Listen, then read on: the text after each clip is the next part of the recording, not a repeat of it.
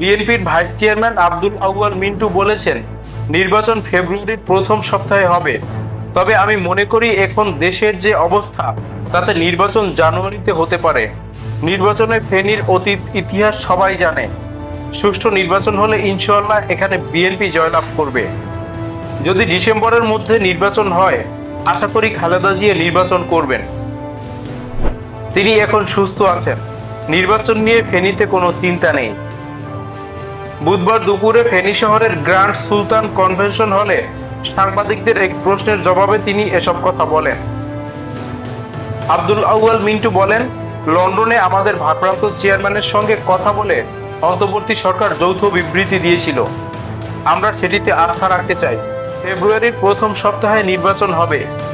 তবে দেশের বর্তমান অবস্থা বিবেচনায় তার আগেও নির্বাচন হয়ে যেতে পারে, হয়তো জানুয়ারিতেও হয়ে যেতে পারে, কারণ সুপ্রিম কোর্টে কেয়ারটেকার সরকার নিয়ে একটা মামলা চলমান রয়েছে। তিনি আরো বলেন, যদি কেয়ারটেকার সরকার পুনঃপ্রবর্তন হয়, তাহলে এই অন্তর্বর্তীকালীন সরকারই কেয়ারটেকার হবে। কেয়ারটেকার সরকারের ক্ষেত্রে 90 দিনের মধ্যে নির্বাচন দেওয়ার কথা বলা আছে। সরকার জনগণের কাছে দায়বদ্ধ না থাকলে ভালো কাজ করবে না উল্লেখ করে আব্দুল আউয়াল মিন্টু বলেন, বিগত 19 বছরে আমরা আন্দোলন সংগ্রাম, অত্যাচার, নির্যাতন সহ্য করে আসছি। কেউ যদি বলে আমরা হঠাৎ করে নির্বাচন চাচ্ছি, বিষয়টি সঠিক নয়। বরং 2006 সাল থেকে আমরা নির্বাচন চেয়ে আসছি।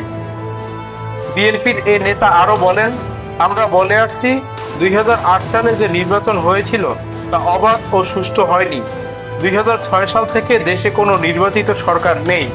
2 যুগ ধরে যদি নির্বাচিত সরকার না থাকে, তাহলে মানুষের অর্থনৈতিক বা জীবনযাত্রার মান উন্নতি হয় না। নির্বাচনের সঙ্গে জড়িত থাকে একটি সরকার, যারা জনগণের কাছে দায়বদ্ধ থাকে।